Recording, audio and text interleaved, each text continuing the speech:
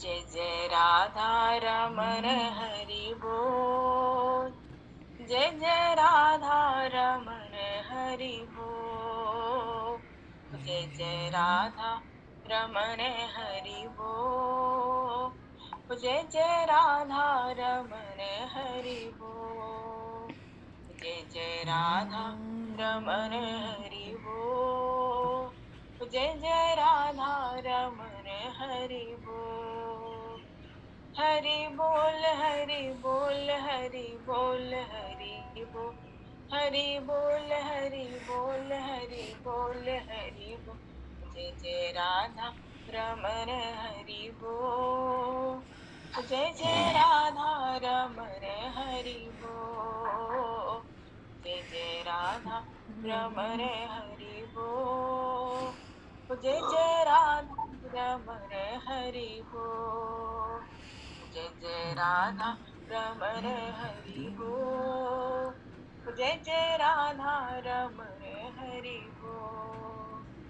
मन बोल मन बोल मन बोल मन बोल। मन बोल मन बोल मन बोल मन बोल। जय जय राधा।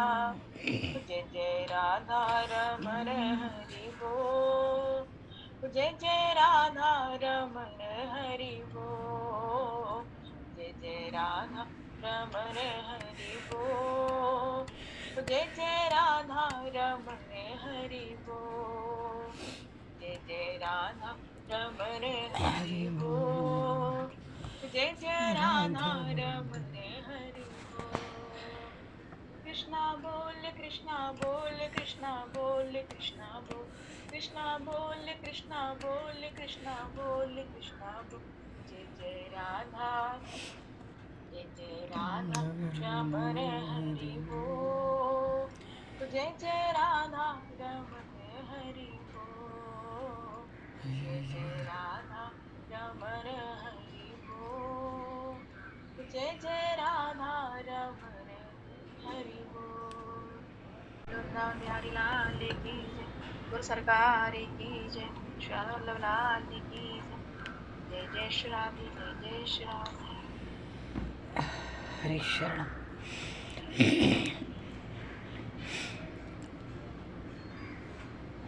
आनंद कोटि ब्रह्मांड नायक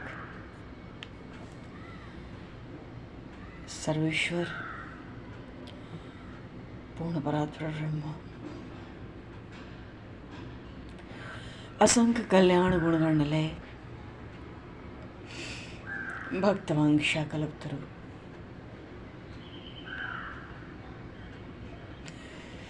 शरणागत वत्सल भक्त वत्सल दीनबंधु दया सिंधु भगवान श्री सीताराम जी महाराज की असीम कृपा करुणा से श्री हनुमान जी महाराज की परम पावन भावमयी सनिधि में महापुरुषों की भावमयी उपस्थिति में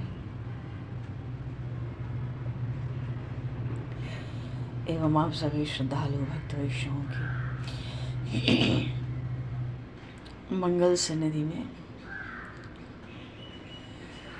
मानव जीवन का सर्वोत्कृष्ट फल भगवत गुणगान भगवत स्मरण का लाभ हम सभी भगवान श्री कृष्ण चैतन्य देव की लीला चरित्रों के माध्यम से प्राप्त करने जा रहे हैं। सर्वप्रथम आप सभी भक्तजनों की श्री चरणों में भगवत भाव से सादर वंदन सादर नमन। आप सभी को यथा योग्य जय सिया राम जय जय श्री राधे हरि शरणम जय श्री ताई गौर हरि बोल।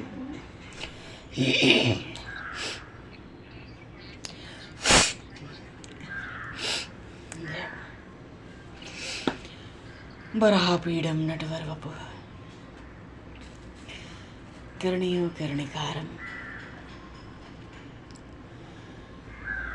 विभ्रतभासः कनककपिशं वैजयन्तीं च मालां रन्ध्रान् वेणुर्धरसुधया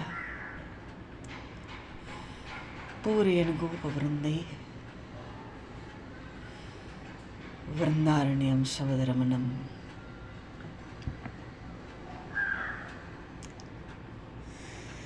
प्राविशद गीत कीर्ति है।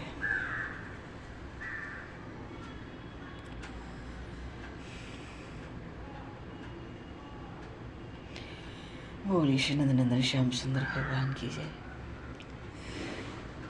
श्री चैतन्य महाप्रभु की जय। भगवान श्री कृष्ण तो भगवान है, तो षड ऐश्वर्य है, पर ब्रज लीलाओं में तो उन नंदनंदन श्याम सुंदर किसको कहते हैं? जो अत्यंत सुंदर है, जो अति सुंदर है, अतिशय सुंदर है, तभी तो उनका नाम श्याम सुंदर है। वो प्रभु ब्रज लीलाओं में माधुर्य प्रकट करते हैं अपना, और कहीं ऐश्वर्य प्रकट करना चाहे तो उनके बाल सखा और वो ब्रज की ब्रजांगनाएं, गोपिकाएं, यहाँ तक कि बूढ़ी बड़ी गोपियाँ सब उनका ऐश्वर्य तो ऐश्वर्य के नाम पे प्रभु का उपहास है ब्रज लीलाओं में। वो कहते हैं ना, भक्ति का रहस्य जानना है तो आओ और इन वृंदावन लीलाओं का आश्रय लो। ब्रज में माधुर्य नहीं है, ब्रज में ऐश्वर्य नहीं, माधुर्य ही माधुर्य है। एक बार अब बालकृष्ण प्रभु आ गए। एक बार भगवान बालकृष्ण, वो नंदनंदन, गिरधारी, बनवारी, कुंज बिहारी बाल सखाओं के साथ गौचारण प्रभु करते, गोपाल बने, गोविंद बने। ब्रज लीलाओं में प्रभु क्या क्या नहीं बने। तो एक बार गौचारण के समय सब बाल सखाओं से घिरे प्रभु बैठे हैं। सखा भी बालकृष्ण के तरह तरह के, एक तो सखा हैं और एक प्रिय सखा हैं, एक अंतरंग सखा होते हैं, एक प्राण सखा होते हैं। जैसे सखा तो वो हैं जो अपनी अवस्था से बड़े हैं, प्रभु की अवस्था से खूब बड़े हैं। गौचारण में तो सब साथ है ना। तो प्रभु से, नंदनंदन से तू तड़ाका करते, क्या करें, गांव के गंवार ग्वाले हैं। उन अनंत कोटि ब्रह्मांड नायक, अखिल ब्रह्मांड नायक प्रभु से तू मैं डपट भी देते हैं। हाँ, कन्हैया भी मुंह लगा रहता है जब तक शक्ति रहती है, जोर की डपट पड़ती है तो चुप पड़ जाता है। वो भी सखा हैं जो बड़े हैं, और जो समान अवस्था वाले हैं वो बालकृष्ण के प्रिय सखा हैं। उनके साथ तो उठा पटक, ऊपर नीचे, आगे पीछे, धाड़ धूड़ सब। और जो अंतरंग सखा हैं, श्री दामामन सखा जैसे, और भी हैं, अन्य बहुत से हैं, बहुत से हैं। तो भगवान उनके साथ खाना पीना, उठना बैठना सोना, वो सेवा भी करते हैं बालकृष्ण की। उसी में तो कृष्ण जैसे भी हैं, अंतरंग सखा है। और जो सुबल है ना, श्री राधा रानी के छोटे भाई हैं सुबल, उन नंदनंदन के प्राण सखा हैं। क्यों? अंतरंग से, अंतरंग गूढ़ से गूढ़ मर्म की बातें प्रभु अपने सुबल से कह देते हैं। और सुबल सखा ऐसे हैं देखने में श्री राधा रानी जैसे, अब कहें तो अटपटा लगता है। इस बात को कहने का भाव ये है कि अगर सुबल सखा का है किसी स्त्री का श्रृंगार कर दिया जाए नक्श गढ़ के, तो फिर सच्ची बात है, पहचानना कठिन हो जाएगा कि ये श्री राधा रानी है, बाल स्वरूप में कह रहे हैं, या सुबल है। प्राण सखाए प्रभु के।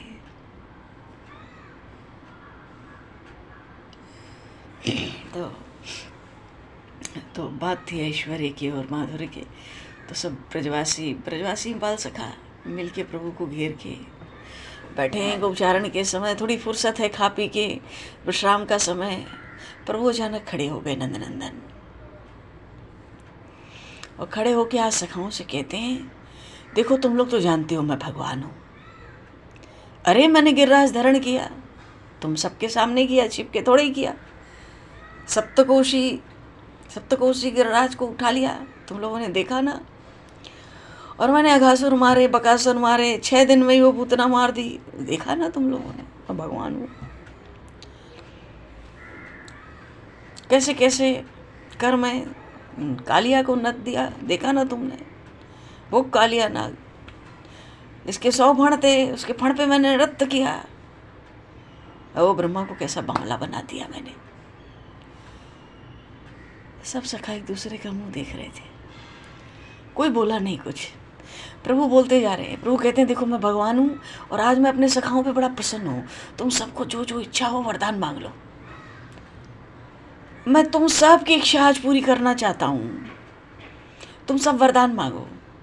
इतनी पूरी बात तो सुनने के बाद बाल सखा जो थे, सखा मंडली जो थी, ऊंची नीची बड़ी छोटी, पहले तो अपने मुंह में कपड़ा ठूस ठूस के हंसने लगे कन्हैया के ऊपर।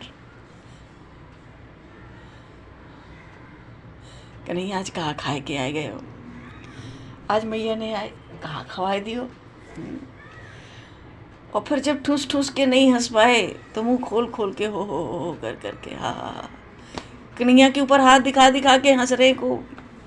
आज भगवान आए हो ब्रज में, या भगवान के दर्शन कर लो महाराज। कोई कोई सखा तो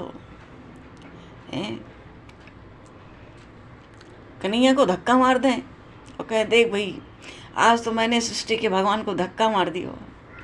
कोई सखा तो आवे और कन्हैया के कंधे पे चढ़ के बैठ जावे और सखान से कहें, आज तो देख ए जगत के भगवान के कंधे पे मैं बैठ गया। और बैठ के कंधे पे उछलने लगे सखा। कोई सखा आवे कन्हैया को गिरा के टांग पकड़ के कन्हैया की घसीटने लगे। अरे ओ बनवारी गिरधारी, ओ विश्व के परमात्मा, अरे भाई सब सखा देख लो, सब साक्षी रहो, मैंने तो जगत के परमात्मा की टांग पकड़ के खींच दी।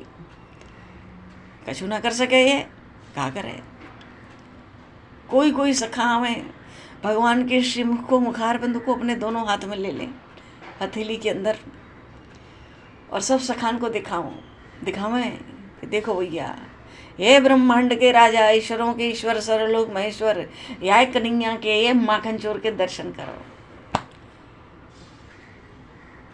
बड़ी हंसी हुई नंदनंदन की सखाओं के बीच में, केवल इतना कहने से कि मैं जगत को भगवान हूँ, तो सबन को आज वरदान दूंगो, सब वरदान मांगो। आज मैं बहुत खुश हूँ, सब सखान पे बहुत प्रसन्न हूँ। तो फिर से श्री कृष्ण ने अपनी बात रखी। देखो ये हंसी की बात नहीं है, मजाक की बात नहीं है, हूँ तो मैं भगवान ही। हमारे कर्म तुमने नहीं देखे क्या? तुम हमें भगवान नहीं मानते हो? तुम सब जानते हो मैं भगवान हूँ, और तुम सब जानते हो तो मैं प्रसन्न हूँ। वर मांगो। बड़े बड़े ऋषि मुनि योगी कुछ वर मांगे, कहाँ मिलता है? तुम मांगो, जो जो मांगोगे मैं दूंगा। ये मस्खरी बात में कर लेना हमारे साथ। सब सखा आपस में देखी, कन्हैया बड़ा गंभीर है, आपस में विचार विमर्श हुआ और सबने एक साथ कहा, कन्हैया देख तू भगवान है, हमने विचार कर लिया, हमें एक ही हम सबको मिलके ना एक ही वरदान तो तुमसे मांगना है, दूसरा नहीं मांगना। हम सबका एक ही वर है, तुम दोगे? प्रभु ने कहा, दूंगो दूंगो दूंगो, मांग तो सही। थोड़ा सा अटपटा लगा नंदनंदन को, ये सब मिलके एक ही वरदान क्यों मांग रहे हैं? आज तो अवसर अलग अलग मांगने का है, मांग सकते हैं। पर सब आपस में राय मशवरा कर लिए और ये निश्चित हुआ कि हम सब एक ही वरदान मांगेंगे, एक ही तू पूरी कर दे। और उसको पूरा कराने के लिए 10वां बार सखाओं ने प्रभु से प्रण कराया, तू प्रतिज्ञा करके कह, तू प्रण करके कह। कोई कहता तू मेरी सौगंध खा के कह, मेरी कसम खा के कह, तू मैया की कसम खा के कह, तू बाबा की कसम खा के कह। अरे प्रभु कहते हैं इतने मिलके एक वरदान मांग रहे हो, यहाँ में इतनी सौगंध की कहा जरूरत। एक ही मांगना ठीक है, कछु तो मांगो, आज मैं प्रसन्न हूँ, बोलो जो भी बात होगी बाको मैं पूरा करूँगा। सब सखाओं ने हाथ जोड़कर प्रभु से कहा, कन्हैया देख तू भगवान है, तूने कहे हुए तू भगवान है, तो कन्हैया ऐसो कर कि देख हम सबको यह वरदान मांगना है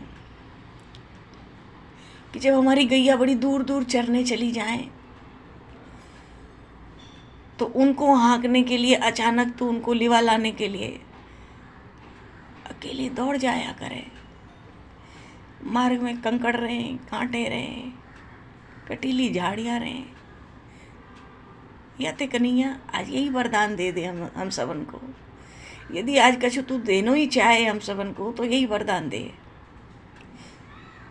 आज के बाद कभी गैयान को हाँकने वास्ते कन्हैया तू इतनी तेजी में दौड़ के मत जाइयो।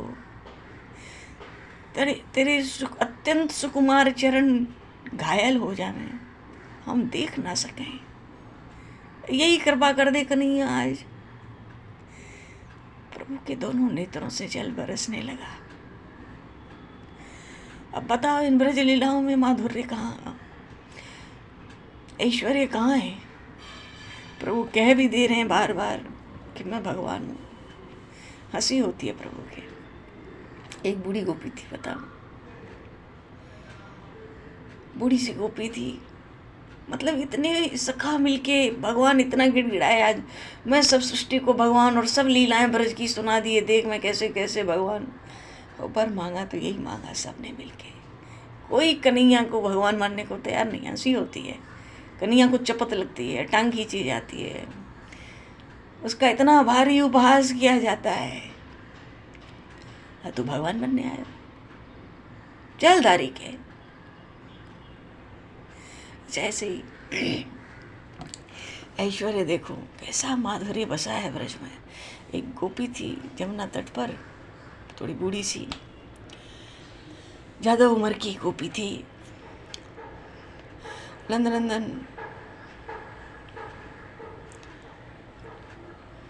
खेल कूद रहे, धूर धूसरी तने, और नंद महल से आ रहे हैं, मान लो कहीं नंद महल में ही जलवल गिरा था, कहाँ थे, कीचड़ विचड़ भी लगा रखा है श्रीअंग में। बाल सखा घेरे भये हैं, छोटे से बाल गोपाल चल रहे हैं। गोपी की दृष्टि पड़ी भगवान के रूप माधुरी का दर्शन करके तो ठगी सी रह गई। इतने में कन्हैया ने एक तिरछी दृष्टि उठा दी उस डोगरी की तरफ। अब तो उसका मन उसके हाथ में रहा नहीं, तन में सुधरे ही नहीं, पर हाँ बार बार ये सोचती कैसा सुंदर लाला है, मेरा लाला होता तो मैं इसको कितना श्रृंगार कर देती। कैसी इसकी मैया कठिन हृदय की है, कैसा धूल धूसरित इसका ऐसा सुंदर श्रीअंग, सुंदर शरीर, कैसी मुखारबिंद की शोभा। देखो इसके शरीर पे कीच लगी भई है, हाँ जरा भी इसकी मैया को इसका ख्याल नहीं है। कैसी कठोर हृदय की मैया होगी, ऐसा सुंदर बालक खुले में छोड़ देती है खेलने के लिए। तरह तरह से विचार करती है, मेरा बालक होता तो मैं क्या क्या करती। कन्हैयालाल तो इसी सब प्रतीक्षा में रहते पहुंच गए गोपी के पास। अरे कहाँ देख रही है, मुँह को नजर लगावेगी कहा। डोगरी हंस पड़ी, कैसा सुंदर बालक है, अभी तो रूप माधुरी देखा और अब तो वाणी भी सुन ली। इतना छोटा सा है, आकर कहता है मुझे क्या घूर घूर के देख रही है, मुझे नजर लगाएगी क्या। और नजर लगाएगी इसका अर्थ भी नहीं पता है इसको, न जाने कहाँ से सुन लिया है। अरे कहा घूर घूर के देख रही है डोगरी, मुझे नजर लगाएगी। डोगरी हंस पड़ी, पर चित्त तो श्याम सुंदर ने, उन श्री कृष्ण ने हरण कर लिया था पूरी तरह से।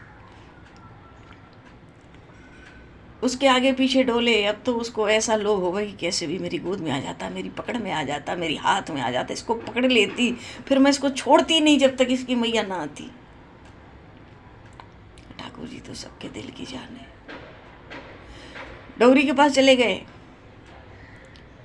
वो तो बैठी थी वहीं, उसके घुटने पे हिल हिल के उससे बात करते। कहा देख रही है? डोगरी कहती है, लाला मैं तो तुझसे बहुत प्यार करना चाहूँ, तू तो बड़ा प्यारा है, तेरी मैया कैसी भाग्यशाली है, पर देख कैसे कठोर हृदय की है, और तुझे बाहर कीचड़ में मिट्टी में खुला छोड़ दिया, छोटा सा नन्हा सा बालक। हाँ, ठाकुर जी ने उससे आंख मिलाई, दोनों हाथ कमर पे रख के। वो बैठी जितनी बड़ी, ठाकुर जी खड़े उतने बड़े, आंख में आंख डालकर मिलाकर आंख कहते, तू मुझे प्यार करेगी? वो कहती, हाँ मैं तो तुझसे बहुत प्यार करूंगी, तू कितना प्यारा है। ठाकुर जी आंख में आंख डाल के कहते हैं, ये बता मुझसे कितना प्यार करेगी? अरे बहुत प्यार करूंगी। अरे बहुत कितना प्यार करेगी, बता तो सही। डोगरी कहती है, देख बेटा, ये तो नहीं जानती हूँ कितना प्यार करूंगी, पर ये जानू तेरी मैया से ज्यादा तुम्हें प्यार करूंगी। ठाकुर जी कहे, मेरी मैया से ज्यादा प्यार करेगी? हाँ जरूर करूंगी, तेरी मैया से भी ज्यादा प्यार करूंगी। ठाकुर जी कहे, तो चल मैं तेरे साथ चलूं। वो तो प्रसन्न हो गई, तुरंत गोद में उठा ली, बाई कोंक के उठा ली लाल जी को। सिर पे घड़ा भी ली थी जमुना जल का। 2 कदम चली, नंदनंदन कहते, अब मैं वाय तरफ ले ले, वाय कोक के ऊपर ले। तो इस तरफ से गोद से उठा के दूसरे हाथ के गोद में उठाया उसने। 2-4 कदम चली, अब मैं कंधे पे बैठा ले, नहीं तो मैं रोऊंगो, ये वो दुनिया भर का ताम झाम। अरे बड़ी बातें प्रभु की, बड़ी बातें। अब वो बेचारी घड़ा संभाल नहीं पा रही ठीक से, तो एक तरफ लिया था, बाएं लिया, फिर दाहिने गोद में लिया। कंधे पे चढ़ेगा तो किसी तरह उसने अपने घड़े को, जमुना जल के घड़े को किसी तरह एक तरफ टिकाया, दूसरे कंधे पे कन्हैया को चढ़ा लिया। कन्हैया चलने लगा, थोड़ा दूर गया, अरे मैं तेरी पीठ पे चढ़ूंगा, मैं पीठ पर चढ़ा। वो सोचती, कैसा बालक है भाई ये तो, इसकी मैया कैसे करती होगी, ये तो क्षण क्षण में इसकी बात बदलती है। नहीं, मैं पीठ पे चढ़ा, मैं तो पीठ पे चढ़ूंगा। अब पीठ पे चढ़ना, वो पीठ पे चढ़ा के कैसे सिर पे जल का घड़ा ले चले जमुना जी को, लद गए पीठ पर, हाथ फंसा लिया गले में उसके, झूल झूल के चलने लगे। वो सोचती कहीं बालक गिर न जावे। एक हाथ पीछे लगा रखा है नीचे से, एक और अपने घड़े को एक तरफ कर रखा है उसने।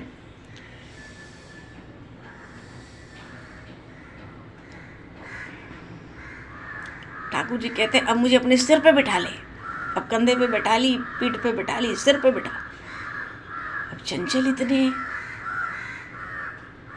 तो वो ये भी सोचती है कि चलो अब इसको सिर पे बिठाना है तो सिर पे बैठा लो। उसको इतना, उसका मन चित्त लुट गया प्रभु के संग।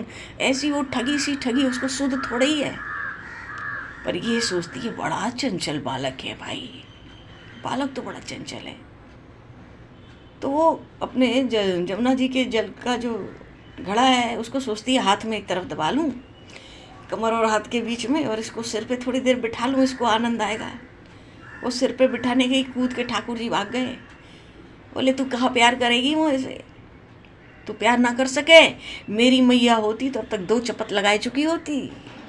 बोलिए श्री बाल कृष्ण लाल की जय। उससे प्रभु ने कहा, भागते भागते, सिर पे नहीं बैठे, भाग गए। कहते, तू कहाँ प्यार करेगी, मैया से ज्यादा प्यार करेगी, अभी तक मैया होती तो 2 चपत लगाए चुकी होती। मुझको कहने का भाव है, प्रभु मानो कहते हैं, उसको समझाना चाह रहे हैं, अरे बच्चे कुछ भी कहेंगे तू करती रहेगी। बच्चों का शासन भी किया जाता है, थोड़े ही कि बच्चे कुछ भी कहें तू करती रहे, तो तू बड़ी अच्छी प्यार करने वाली माँ जैसी हो जाएगी। मैया का काम तो दोनों है, बच्चे का शासन करना, उसका लाड़ करना, चपत भी लगाना। मेरी मैया, मानो प्रभु जी को प्रभु ने उसको संकेत में ये कह दिया, इतने में तो मैया की 2 चपत लग चुकी होती, उस 2 चपत में कितना प्रेम होता है। और तू क्या जाने, केवल गोद में लेके बैठे भग गए। ये माधुर्य है ब्रज का।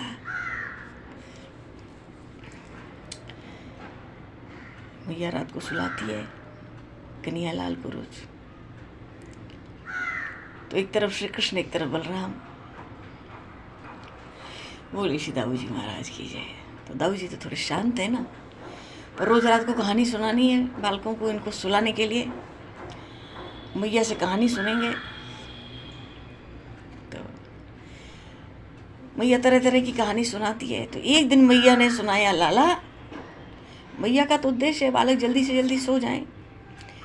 मैया कहानी सुनाती है श्री कृष्ण बलराम को, लाला, एक राजा हुए बड़े पुराने, उनका नाम था दशरथ राजा।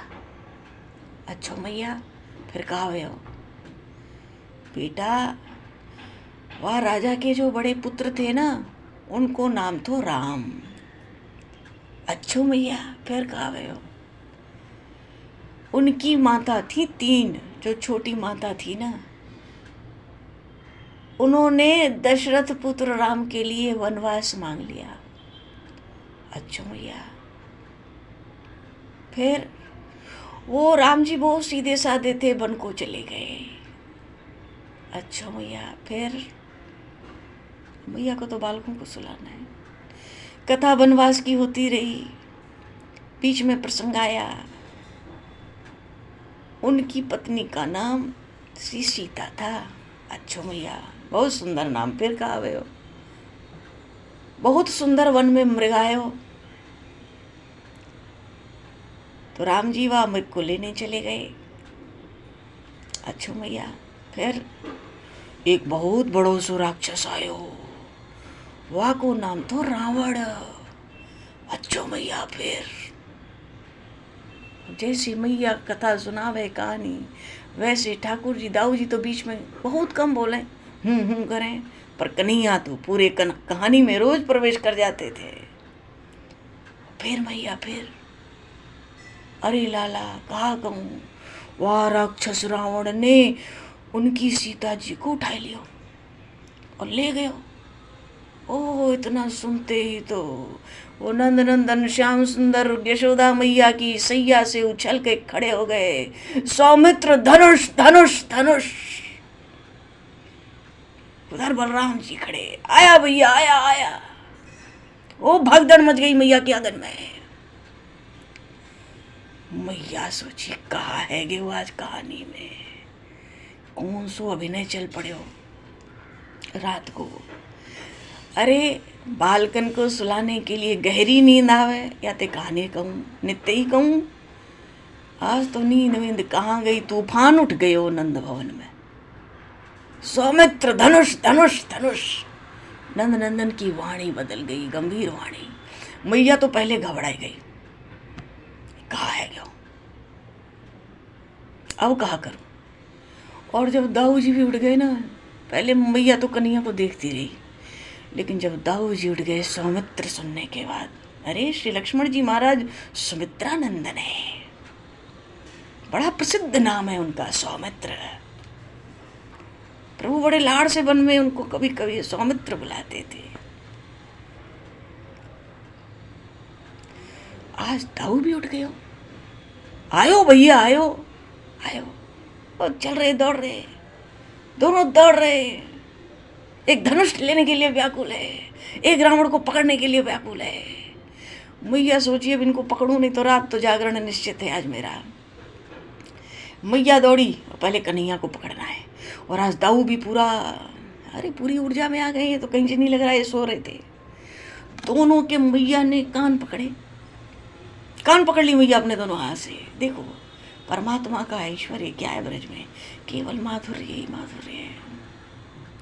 दोनों हाथ से दोनों के कान पकड़ लिए मैया ने। कहा हो कि नहीं, कहा बात है, क्यों हल्ला कर रहे हो आज कहानी सुन के, शैया से कैसे उठ गए, कहा हो गए? मैया आज रावण को मार दूंगा।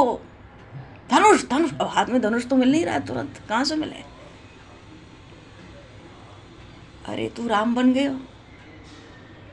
उधर देख रही हो तो लक्ष्मण लक्ष्मण चिल्ला रहे, तो लक्ष्मण बन के तैयार है। तो ठाकुर जी कहते मैया हम ही राम लक्ष्मण हैं। हाँ तो धनुष चाहिए कि नहीं चाहिए आधी रात को इस कथा में? मैया ने कान तो पकड़ी थी, अब कान घुमाए हो मैया ने, यशोदा मैया ने। ये सारे अवतार हमारे ही घर में पैदा होने दे, चल दारी के सो जा। और चपत लगी, दुबक के जाके मैया के पास सो गए। बोले श्री नंदन श्याम सुंदर भगवान की जय। राम राजा सरकार की जय। ब्रज की लीलाएं अतिशय मधुर है ना, तो ये माधुर्य की लीलाएं हैं। माधुर्य केवल श्रृंगार नहीं है,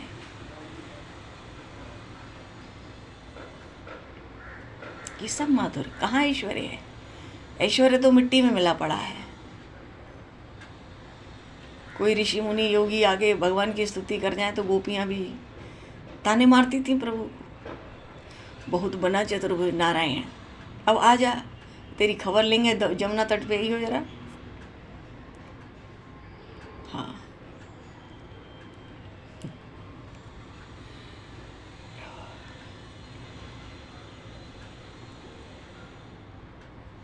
वही भगवान श्री चैतन्य महाप्रभु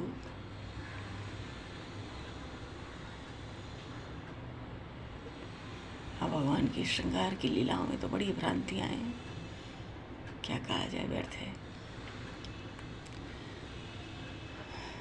युग धर्म भी तो बहुत विशेष है ना भी। चलो, तो भगवान श्री कृष्ण जब श्री चैतन्य महाप्रभु के रूप में प्रकट भये, तो यहाँ तो ऐश्वर्य की कोई बात ही नहीं है पूरी लीला में, केवल प्रेम। श्री राधा रानी कौन है? भगवान श्री कृष्ण, ये कह लें भगवत प्रेम का साक्षात विग्रह है। भगवत प्रेम, प्रेमावतार, उसका साक्षात श्री विग्रह। और उनका जीवन क्या है? भगवत सुख। श्री कृष्ण को कैसे भी सुख पहुंचे, यही उनका जीवन है।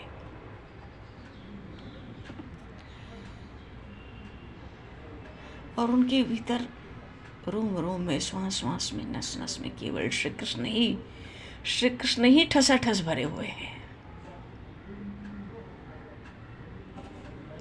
और श्री चैतन्य महाप्रभु तो भगवान श्री कृष्ण के अवतार हैं ही, साथ में श्री राधा भाव से भावित हैं। तो उनमें कैसा भगवत प्रेम और कैसी भगवत सुख देने की कामना, और कैसा श्री राधा में, कृष्ण में उनका संपूर्ण श्री विग्रह है। साक्षात नारायण है वो कलयुग में। इसलिए नाम संकीर्तन का, भगवान नाम का प्रचार करने के लिए अवतार लिए हैं।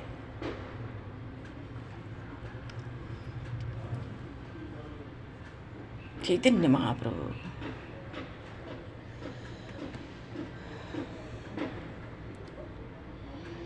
उधर तो कृष्णदास नवद्वीप पहुंचे, महाप्रभु का समाचार सबको देते हैं। सची माता के आनंद का कोई आर पार है? वो ठाकुरानी श्री विष्णु प्रिया जी के आनंद की कोई सीमा है? नहीं है, ये सब सीमा से परे है।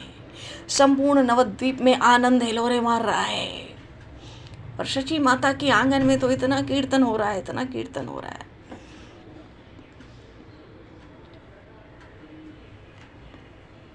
खूब कीर्तन हो रहा है, खूब कीर्तन हो रहा है,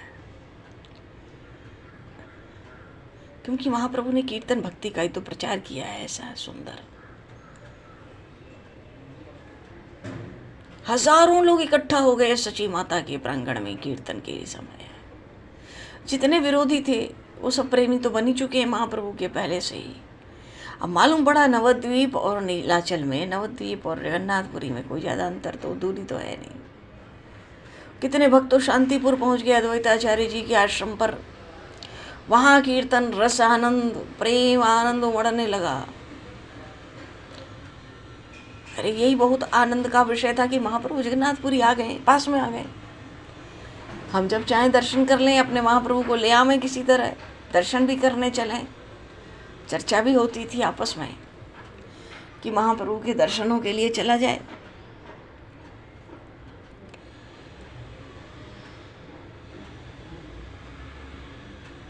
और श्री परमानंदपुरी महाराज दक्षिण यात्रा के मार्ग में महाप्रभु को मिले थे।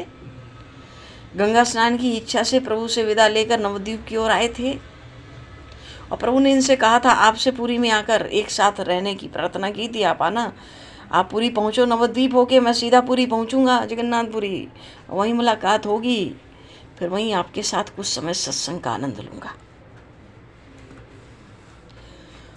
और स्वीकार भी कर लिया था महाप्रभु ने, क्योंकि भाई इन्होंने विश्व रूप को जानते थे, इनके बड़े महाप्रभु के बड़े भाई को। और पुरी महाराज परमानंदपुरी जी इनके पिता पंडित श्री जगन्नाथ मिश्र जी को भी खूब जानते थे। सची माता की भी खूब प्रशंसा की थी। कथा आई थी बीच में कि कैसी साक्षात अन्नपूर्णा है, ब्राह्मणों को वैष्णवों को बड़े प्रेम श्रद्धा भक्ति से भोजन कराती हैं। पीछे उनको महाप्रभु ने बताया कि मैं मानो उन्हीं का सबसे छोटा पुत्र हूँ। सब समाचार हुआ था, घर का बाहर का, भगवत चर्चा हुई थी, सत्संग हुआ था। उसी समय श्री परमानंदपुरी को महाप्रभु ने कहा था, आप नवद्वीप जाना चाहते हैं तो नवद्वीप होकर जगन्नाथपुरी आना। जगन्नाथपुरी में आपके साथ कुछ काल निवास करने की मेरी बड़ी प्रबल इच्छा है।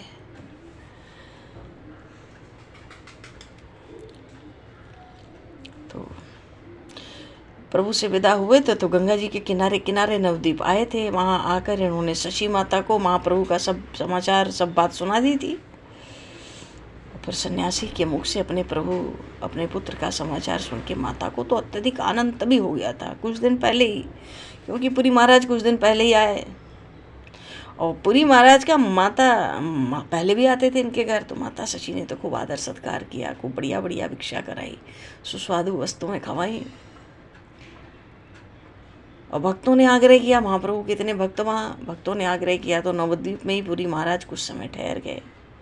लेकिन जब कृष्णदास आए, महाप्रभु का समाचार लेकर नवद्वीप आए, तो ये भी पुरी महाराज भी वहीं थे।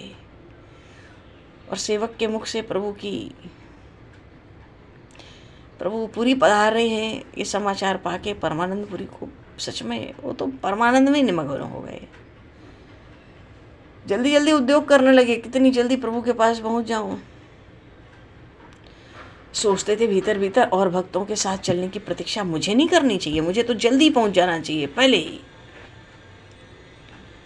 सोचते हैं कि ये सब तो घर गृहस्थी के काम करने वाले हैं, तैयारियां करते करते मानो इनको महीने लग जाएं, इसलिए हमें तो इनसे पहले ही पहुंच के प्रभु के दर्शन करने चाहिए। तो महाप्रभु के एक ब्राह्मण भक्त थे कमलाकांत, उनको साथ लेकर जगन्नाथपुरी को चल दिए। और रास्तों में सभी तीर्थों के दर्शन करते हुए जगन्नाथपुरी पहुँचे। और जगन्नाथपुरी पहुँचे, बोलिए श्री जगन्नाथ भगवान की। और जब ये परमानंदपुरी जी जगन्नाथपुरी पहुँचे, महाप्रभु के दर्शनों के लिए बड़े व्यग्र हैं, व्याकुल हृदय है, तो प्रभु की खोज करने लगे। तो सोचते हैं कि चलो ठीक है, पहले जगन्नाथ जी के मंदिर में चल के भगवान जगन्नाथ के दर्शन कर लें, वहीं प्रभु का पता मिल जाएगा। ऐसा सोच के सीधे जगन्नाथ जी के मंदिर की ओर चल पड़े। तो मंदिर में जब प्रवेश किया ना भगवान जगन्नाथ के, अरे हजारों लोगों के बीच में घिरे हुए महाप्रभु दिखलाई पड़े। तो वहाँ वो पुरी महाराज उधर ही चल पड़े, दौड़ पड़े वो भी। दूर से ही पुरी महाराज को आते देखा महाप्रभु ने, तो उठकर उनके चरणों में प्रणाम किया। प्रेम पूर्वक प्रभु ने भी उनको अपने गले लगाया। दोनों महापुरुष एक दूसरे से मिलकर बड़े प्रसन्न हुए, आनंद में विभोर हो गए, एक दूसरे की स्तुति करने लगे।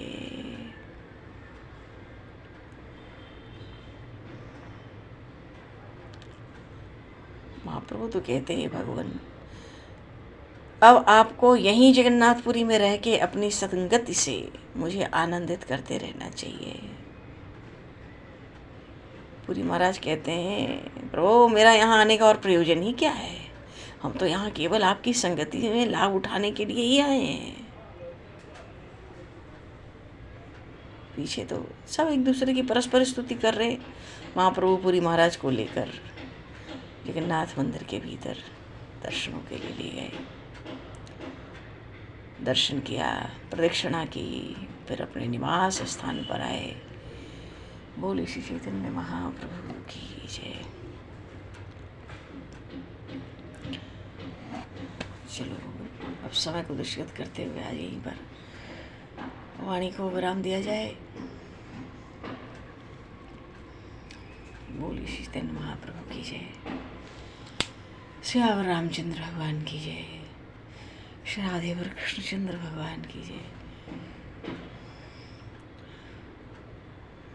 श्री गौरी शंकर भगवान की जय। शर्मा जी महाराज की जय। सब संतन की जय, सब भक्तन की जय, सब गुरुदेव भगवान की जय।